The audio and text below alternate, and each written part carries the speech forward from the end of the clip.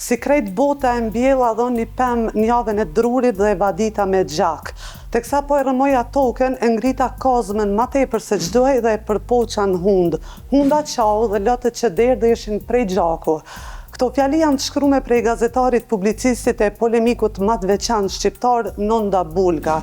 Teksa po e dëgjoja mbrëmje debat televiziv, qëllimisht ju riktheva këtij shkrimi të vitit 1933 për të lexuar karikaturën e njeriut që Nonda Bulga e përshkruan mas miri, dhe kjo karikaturë e shpjegon njeriun që mbrëm ndodhej në debat për të arsyetuar e stërarsuetuar një fotografi virale të fundjavës me një armik të madh të Republikës së Kosovës. Në stilin e vet ironik për nga përmbajtja dhe ikonik për nga pesha, Nonda Bulga do ta shkruante një nga eset më të mira për shihen tem të titullume Hunda adhetare.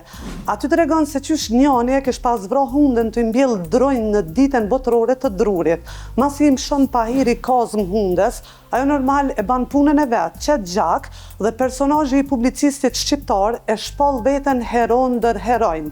Edhe thot, masi hunda mu lëndu duke mbjell një dru për atë dhe, unë prej sotit jam adhetar ndër adhetar. Sharlatanët, ndër ta që sot kanë pushtuar hapësirat e studiove televizive me të madhe, se kanë pikën e problemit me tërheq paralele me 100 ushtarë të QK-s, me 1000 ushtarë të QK-s dhe me vetë sakripicën e komandantit Adem Jashari. Nonshalanca jonë përballë krahasimeve të këtyne sharlatanëve me ushtarët e UÇK-s dhe me vetë Adem Jasharin, me kohën mundet me marrë për masa lënduese për një pjesë shoqënisë. Përpjekja për me relativizu sakrificën reale të dhjetra qikave e djemve të UÇK-s nga ekstremistët e sharlatanizmit duhet me gjetë diku një shkronjë, një fjalë ose një nen që ju del përballë.